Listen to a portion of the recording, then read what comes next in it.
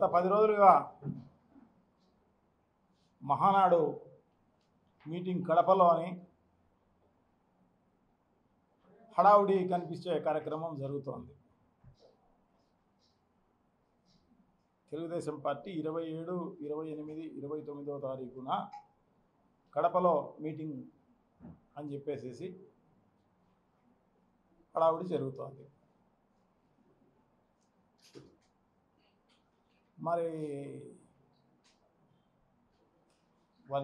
వాళ్ళకు దీనిపైన అవగాహన ఉందా? కరోనా అనేది ఒకటి వస్తోంది, విజృంభిస్తోంది అని చెప్పేసి వాళ్ళకు ఐడియా ఉందా లేదా అనేది కూడా తెలియదు. కానీ మొత్తం పైన భారతదేశంలో IPL పుణ్యమా అని కరోనా మొదలైంది. అది విజృంభించే కార్యక్రమం జరుగుతోంది.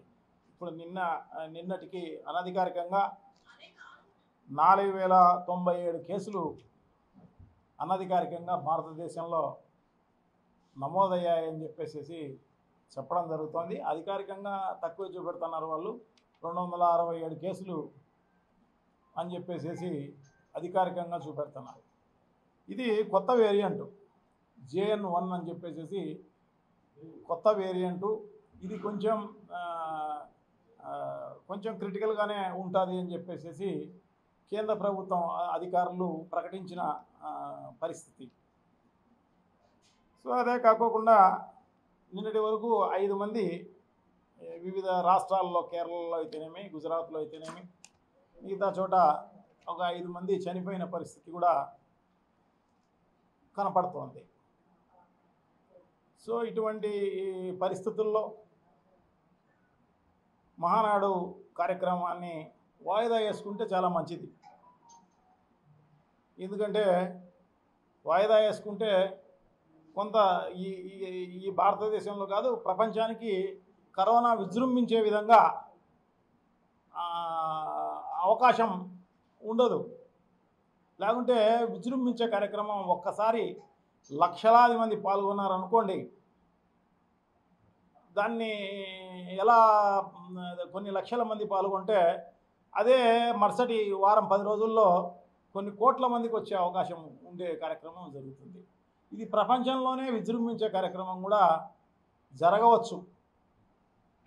అది నిన్న అనుకుంటా మన ఆంధ్ర రాష్ట్ర ప్రభుత్వం కూడా అప్రమత్తంగా ఉండాలి అని చెప్పేసి వాళ్ళందరికీ, ప్రజలకు అప్రమత్తంగా ఉండండి, అధికారులు అప్రమత్తంగా ఉండండి, కరోనా విజృంభిస్తోంది అని చెప్పేసి నిన్ననే గైడ్లైన్స్ ఇవ్వడం జరిగింది రాష్ట్ర ప్రభుత్వానికి సంబంధించిన అధికారి.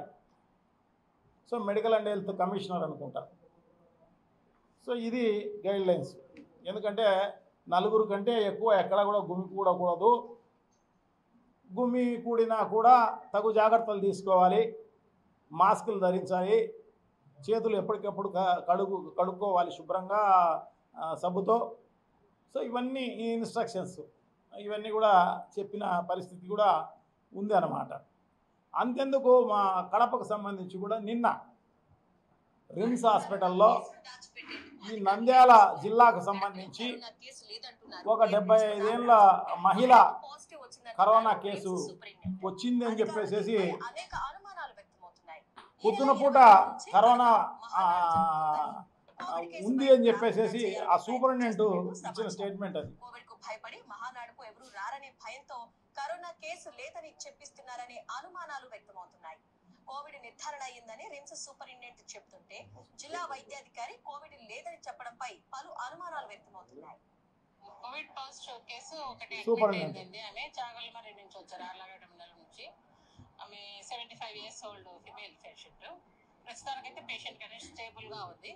ఐసోలేషన్ వార్డులో పెట్టి ట్రీట్మెంట్ ఇస్తుంది. కడప కరోనా కేసును దాచిపెట్టి సో ఇప్పుడు ఆ రకంగా రిమ్స్ సూపరింటెండెంట్ మరి ఆమెకు తెలిసి చెప్పిందో అంటే ఇట్లా జరుగుతుందని తెలియక చెప్పిందో కానీ మొత్తం పైన వాస్తవం తెలియజేసింది ప్రజలకు. తెలియజేస్తేనే అది వైరల్ అయ్యేపాటికి అప్రమత్తం అయిపోయి మళ్ళీ తెలుగుదేశం పార్టీ వాళ్ళు అప్రమత్తమైనారో లేకుంటే మన జిల్లా అధికారులు అప్రమత్తమైనారో ఇమ్మీడియట్గా డిఎంఎన్హెచ్ఓ గారిని అక్కడికి పంపించేసేసి ఇది కరోనా కాదు, ఊరికి అనుమానం మాత్రమే వ్యక్తం అని దాన్ని మభ్యపెట్టే కార్యక్రమం చేసిన పరిస్థితి అన్నమాట. చూడండి, ఎందుకు మభ్యపెట్టాలి? ఇది కరోనా వచ్చిందనుకోండి, నిజంగా కూడా ఎంత దారుణమైన పరిస్థితి ఎదుర్కోబోతుంది ఈ కడప అయితేనేమి, దాని తర్వాత ఈ రాష్ట్రం అయితేనేమి, ఈ దేశం అయితేనేమి, ప్రపంచం అయితేనేమి. వీళ్ళకు ప్రజలంటే లెక్కలేదు తెలుగుదేశం పార్టీకి సంబంధించి. గతంలో కూడా మనం చూసినాం, చాలా ఉదాహరణలు చూసాం. గతంలో గోదావరి పుష్కరాలు జరిగాయి. గోదావరి పుష్కరాలు జరిగితే ఈయన పబ్లిసిటీ కోసం, చంద్రబాబు నాయుడు గారి పబ్లిసిటీ కోసము షూటింగ్ తీసే దాంట్లో భాగంగా టైం అంతా పోగొట్టి ఒక్కసారి వదిలేపాటికి ఆ తొక్కిసలాట్లో దాదాపు 29 మంది చనిపోయిన పరిస్థితి గతంలో మనం చూసాం. అంతెందుకు, మొన్న ఎలక్షన్లలో కూడా కందుకూరులో అనుకుంటా ఒక చిన్న సందులో మీటింగ్ పెట్టినారు. చిన్న సందులో, ఎందుకంటే పెద్ద వీధుల్లో పెట్టినారనుకోండి జనం రాలేదని అంటారన్న ఉద్దేశంతో చిన్న సందులో పెట్టడం జరిగింది అన్నమాట. చిన్న సందులో పెట్టి ఆ అంగళ్ళ పైన ఏమన్నా ఉండేవాళ్ళు ఆడ అంతా కూడా ఉండి అది పడి తొక్కిసలాట్లో దాంట్లో 8 మంది చచ్చిపోయిన పరిస్థితి. అదే కాకోకుండా ఇంకో ఊరిలో కూడా మొన్న ఎలక్షన్లోనే జరిగిన పరిస్థితి అన్నమాట. గుంటూరుకు సంబంధించి చంద్రన్న కానుక అనే ఒక ప్రోగ్రాం పెట్టడం జరిగింది అన్నమాట. ఏదో ఎన్ఆర్ఐ క్యాండిడేట్ అక్కడ ఎంపీ క్యాండిడేట్ అనుకుంటా. సో ఆయన ఎలక్షన్లలో డబ్బులు ఏదో కానుకలు పంచే కార్యక్రమం పెట్టాడు. దానికి చంద్రబాబుని ఇన్వైట్ చేయడం జరిగింది. అక్కడ 3 చచ్చిపోవడం జరిగింది తొక్కిసలాట్లో. సో దీంట్లో లెక్కే లేదన్నమాట. ప్రజలంటే మనకు ఉపయోగపడితే చాలు, ప్రజలు ఎంతమంది పోయినా పర్వాలేదు, ఇంకొకరు ఎంతమంది పోయినా పర్వాలేదు. అది చంద్రబాబు నైజం. అందుకోసమే మేనిఫెస్టోలో కూడా అట్లాగే చెప్తాడనమాట. ఎన్నికల ముందు కొన్ని వేల హామీలన్నీ ఇస్తాడు. గతంలో 2014లో మొన్న అయితే దాదాపు 160 ఏమో తక్కువ, ఏదో వేలు చెప్పలే, ఏదో 163 ఏమో చెప్పడం జరిగిందనమాట. ఒక్కటి అమలు చేసిన పరిస్థితి ఉండదు. అన్ని అబద్ధాలు, మోసం తప్ప ఇంకోటి కార్యక్రమమే లేదు అని చెప్పి తెలియజేసుకుంటున్నా. సో ఈ రకంగా ఆయన నైజమే అటువంటిది. సో అందుకోసమే ఇప్పుడు కరోనా ఉంది అని తెలిసినా, అంటే అనౌన్స్ చేసే ముందు ఒకవేళ కరోనా లేకపోయి ఉండొచ్చేమో, కానీ ఇప్పుడున్న పరిస్థితుల్లో అటువంటిది కనపడినప్పుడు దాన్ని బాధ్యతాయుతంగా ఉన్న వాళ్ళు ఏం చేస్తారు? ఖచ్చితంగా దాన్ని పోస్ట్ పోన్ చేస్తారు. మరి ఆ పోస్ట్ పోన్ చేసే కార్యక్రమం చేయకపోగా మొత్తం ఆ పార్టీకి సంబంధించిన వాళ్ళు ఎవరు చేయడంలే. ఆ ప్రోగ్రామ్ అరేంజ్మెంట్స్ కూడా అంతా ప్రభుత్వ అధికారులే. టోటల్గా ఈ కడపను ముందు చేసింది ఏం లేదు, కానీ ఈ కడప టౌన్కు దాదాపు 12 నెలలు దగ్గర కావస్తుంది తెలుగుదేశం పార్టీ అధికారంలోకి వచ్చి. ఈ టౌన్కి కానీ ఈ జిల్లాకు కానీ అంతెందుకులే, ఈ రాష్ట్రంలో కూడా ఎక్కడా కూడా ఏమీ అభివృద్ధి కార్యక్రమాలు చేసిన పరిస్థితే లేదు. మరి ముఖ్యంగా కడపకు సంబంధించి అయితే గతంలో చేసినవి వైఎస్ఆర్ కాంగ్రెస్ పార్టీ ఆధ్వర్యంలో, మా మేయర్ గారి ఆధ్వర్యంలో, మా డిప్యూటీ సీఎం గారి ఆధ్వర్యంలో అభివృద్ధి కార్యక్రమాలు జరిగినాయి తప్ప ఒక్క కార్యక్రమం చేసిన పరిస్థితి లేదు. ఇప్పుడు మహానాడు అని చెప్పేసేసి క్లీన్ అండ్ గ్రీన్ అని టెండర్ అనేది పిలవకపోయినా, టెండర్ అనేది లేటుగా పిలిచినారు. అది ముందుగానే పని అయిపోయింది అన్నమాట. అంటే ముందుగానే అది మాట్లాడుకున్న విధంగా చేయాలన్న ఉద్దేశంతో ముందుగానే పని కూడా చేయడం 4 కోట్ల రూపాయలు.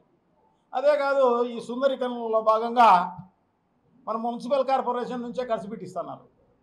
డబ్బులన్నీ ఆర్ఎన్బి నుంచి ఖర్చు పెట్టిస్తున్నారు, పంచాయతీరాజ్ విభాగం నుంచి ఖర్చు పెట్టిస్తున్నారు. అంటే ప్రభుత్వమే నిర్వహిస్తుందా? గతంలో ఎప్పుడు కూడా చూడలే.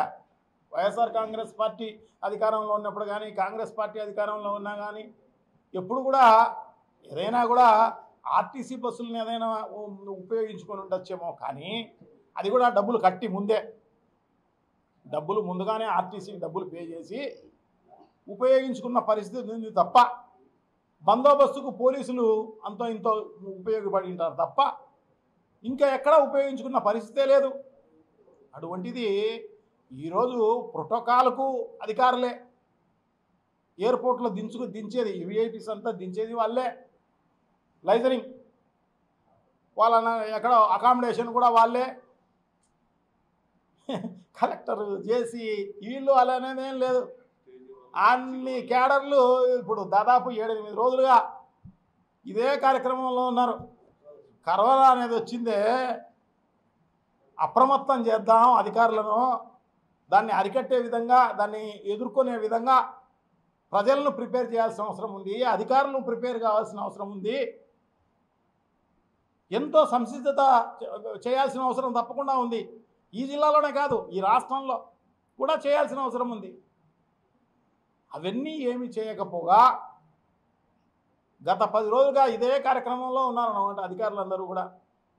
డబ్బులు ప్రభుత్వానియే, పనిచేసేది ప్రభుత్వ అధికారులే. మీటింగ్లో లోపల డయాస్ మేనేజ్మెంట్ కూడా, డయాస్ సెక్యూరిటీకి కూడా ఇవన్నీ కూడా అధికారులే. బారికేడ్లు మెయింటైన్ చేసేది కూడా అధికారులే, నీళ్ళు ఇచ్చేది అధికారులే. ప్రజలు వస్తే చూడండి ఎంత దారుణం. ప్రభుత్వ అధికారులను, ప్రభుత్వాన్ని ఎంత విచ్చలవిడిగా ఉపయోగించుకుంటున్నారనేది మనం ఇక్కడే చూడవచ్చు అన్నమాట. ఇది ఒక పరాకాష్ట, చాలా దారుణం. ఇంతకుముందు ఎప్పుడు చూడలేదు. ఎప్పుడు కూడా గతంలో చంద్రబాబు నాయుడు అధికారంలో ఉన్నప్పుడు కూడా ఇంత పెద్ద ఎత్తున ఉపయోగించుకున్న పరిస్థితి లేదన్నమాట. చాలా దారుణం. అదే కాకోకుండా ఏమి ఈ రాష్ట్రంలో వీళ్ళు ఈ 12 నెలల కాలంలో ప్రజలకు ఉపయోగపడినారు, ఈ రాష్ట్రానికి అభివృద్ధికి ఏ విధంగా వాళ్ళు ఉపయోగపడినారు?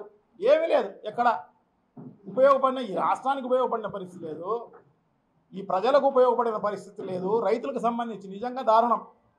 మద్దతు ధర లేదు, నష్టపోతే పంట నష్టం లేదు, ఇన్పుట్ సబ్సిడీ లేదు, రైతులను పట్టించుకున్న పరిస్థితే లేదు. అదే కాదు, దారుణంగా మహిళలకు సంబంధించి మేనిఫెస్టోలు అయితే ఎన్నో చెప్పడం జరిగిందన్నమాట. అన్నీ ఒక్కటి అమలు చేసిన పరిస్థితే లేదు. ఈరోజు రేషన్ కార్డులు వాళ్ళు బియ్యం అందించే వెహికల్స్ కూడా లేని పరిస్థితి అనమాట. అది కూడా తీసేయడం జరిగింది. సో వాళ్ళు కూడా రేషన్ దుకాణానికి పోయి తెచ్చుకోవాల్సిన అవసరం ఉంది. సో కొత్తగా ఒక ప్రాజెక్టుని తెచ్చింది కూడా ఏం లేదన్నమాట. ఊరికి బెనకచర్ల పేర్లు చెప్తాను అన్నమాట. బెనకచర్ల పేరు చెప్తున్నారు తప్ప ఇంకొకటి లేదన్నమాట. ఎందుకంటే దానికి టెండర్లు పిలిచే కార్యక్రమం చేయవచ్చు, దాంట్లో మొబిలైజేషన్ అమౌంట్ లేపవచ్చు. అది పని జరుగుతుందా లేదా కదా దేవుడు గోదావరి బెనకచర్ల అనుసంధానం అని చెప్పేసి ఇప్పటికే అమరావతి అనేది అదే స్కీమ్లో నడుస్తుంది అన్నమాట. అమరావతికి 55,000 కోట్ల రూపాయల టెండర్లు ఇప్పటికే పూర్తి చేయడం జరిగింది. 55,000 కోట్ల అప్పు చేయడం కూడా జరిగింది. ఆ టెండర్లు అన్ని దానిలకు 10% మొబిలైజేషన్. వాళ్ళు ఎందుకంటే కాంట్రాక్టర్లు ఇవ్వలేకపోవచ్చేమో అన్న ఉద్దేశంతో ప్రభుత్వమే మొబిలైజేషన్ అమౌంట్ ఇస్తుంది అనమాట అడ్వాన్స్గా. ఆ అమౌంట్లో ఆ మొబిలైజేషన్ అమౌంట్ అంతా కూడా మరి ఎవరికి చేరుతుందో మొత్తం పైన అందరికీ తెలిసిన విషయమే. సో ఇప్పుడు అదే కాదు, మనకు సంబంధించి పోలవరంకి సంబంధించి కూడా అంతే. అక్కడ కూడా టెండర్లు పిలిచింది ఒట్టి మొబిలైజేషన్ అమౌంట్ లేపడం కోసం తప్ప ఇంకో వేరే కార్యక్రమమే లేదు. ఇది తప్ప ఈ ప్రభుత్వం కానీ, ఈ కూటమి ప్రభుత్వం కానీ, తెలుగుదేశం పార్టీ కానీ ఈ రాష్ట్రానికి చేసిన పరిస్థితే లేదు, ఏమీ లేదు. ఇదే కాదు, విభజన చట్టంలో ఈయన ఒప్పుకునేదే ప్రత్యేక ప్యాకేజీకి సంబంధించి విభజన చట్టంలోనే చెప్పినట్టు ఈ కడపకు ఉక్కు కర్మాగారం శైలా ఆధ్వర్యంలో వస్తుందని చెప్పేసి ఈయన కార్యక్రమమే ఇది. ఈయన ఉక్కు కర్మాగారం పట్టించుకున్న పరిస్థితి లేదు, ఇంకొకటి చేసిన పరిస్థితి కన్నా లేదు. ప్రత్యేక ప్యాకేజీ అనేది ఉరువే లేదు. బెంగళూరు రైలు మార్గానికి సంబంధించి వీళ్ళు మ్యాచింగ్ గ్రాంటు వీళ్ళు కట్టలేదని చెప్పేసి కేంద్ర ప్రభుత్వం మానేసేయడం జరిగింది. బెంగళూరు రైల్వే లైన్ అనేదే లేదు. అదే కాదు జిఎన్ఎస్ఎస్ కానీ, హెచ్ఎన్ఎస్ఎస్ కానీ, తెలుగు గంగ కానీ, వెలుగొండ కానీ ఒక్కటి పట్టించుకున్న పరిస్థితి లేదు. ఏదన్నా ఒక ఎక్కడేసింది అక్కడే, ₹1 దానికి ఖర్చు పెట్టిన పరిస్థితి కూడా లేదు. ఏం చేసినామని చెప్పేసి మహానాడు జరుపుకుందామని చెప్పేసి పెట్టడం జరుగుతుంది. లక్షలాది మందిని మొబిలైజ్ చేసి, అది కూడా బిర్యానీ ప్యాకెట్లు, మందు దాదాపు ₹2000 లెక్క ఒక్కొక్కరికి ఇస్తే కానీ బస్సు ఎక్కే పరిస్థితి లేదు. సో ఈ రకంగా డబ్బులు ఇచ్చి, బ్రాందీ ఇచ్చి, బిర్యానీ పొట్లాలు ఇచ్చి వాళ్ళని మొబిలైజ్ చేసి వాళ్ళకు కరోనా ఎక్కించి పంపించాలనేది ఉద్దేశం అన్నమాట. అంతకు తప్పనించి వేరే ఏం లేదు. సో డెఫినెట్గా ఒక బాధ్యతాయుతమైన ప్రతిపక్ష పార్టీగా మేమందరం కూడా ఇది ప్రభుత్వ దృష్టికి తీసుకుపోవాలా అని చెప్పేసి ఉద్దేశంతో మేము రిప్రజెంటేషన్ ఇప్పుడు కలెక్టర్ గారికి ఇస్తాం. సో ఇప్పటికైనా కూడా అది పోస్ట్పోన్ చేసుకోండి, అంత అర్జెంట్ ఏం లేదు. మీరు ఉద్ధరించింది ఏం లేదు, మీరు ఈ రాష్ట్రానికి చేసింది ఏం లేదు, ఈ రాష్ట్ర ప్రజలకు చేసింది ఏం లేదు. సో నిదానంగా జరుపుకునే పెద్ద నష్టం ఏం లేదు. అందుకోసం పోస్ట్పోన్ చేసుకోండి అని చెప్పేసి మేము ప్రజల తరఫున డిమాండ్ చేస్తూ ఇప్పుడు కలెక్టర్ గారికి, మరి ఆ కలెక్టర్ గారు ఉన్నారో లేదో తెలియదు కానీ, ఎందుకంటే వాళ్ళు ఈ మహానాడు కార్యక్రమంలో బిజీగా ఉండవచ్చు. కలెక్టర్ కానీ, జేసీ కానీ, మిగతా వాళ్ళు కానీ, అధికారులు ఎవరుంటే వాళ్లకు మేము రిప్రజెంట్ చేసే కార్యక్రమం జరుగుతుంది. సో మా రాష్ట్ర పార్టీ కూడా గవర్నర్ గారికి రిప్రజెంటేషన్ ఇచ్చే కార్యక్రమం కూడా తప్పకుండా జరుగుతుంది. ఇది పోస్ట్పోన్ చేసుకోండి, కొంచెం ప్రజల ఆరోగ్య దృష్ట్యా చూడండి అని చెప్పేసి, ప్రజల ప్రాణాలు కాపాడండి అని చెప్పేసి రిక్వెస్ట్ చేసే కార్యక్రమం చేస్తున్నాం అన్నమాట. So thank you. తప్పకుండా చేస్తారు అని చెప్పేసి నేనైతే భావిస్తాను. చిన్న పాపకు సంబంధించిన హత్య అయితేనేమి, సో గతంలో జరిగిన ఉదంతాలు అయితేనేమి, దీనికంతా ఇమ్మీడియట్గా యాక్షన్ తీసుకోవాల్సిన అవసరం ఉంది. తీసుకోకుండా అధికారులు వీళ్ళందరూ కూడా క్యాబినెట్ ఇక్కడే ఉందన్న ఉద్దేశంతో అధికారులందరూ కూడా వాళ్ళ వెనక నుండి ఈ ప్రోగ్రామ్ను దిగ్విజయం చేసే దాంట్లో భాగంగా వాళ్ళందరూ కూడా బిజీగా ఉన్నట్టున్నారు.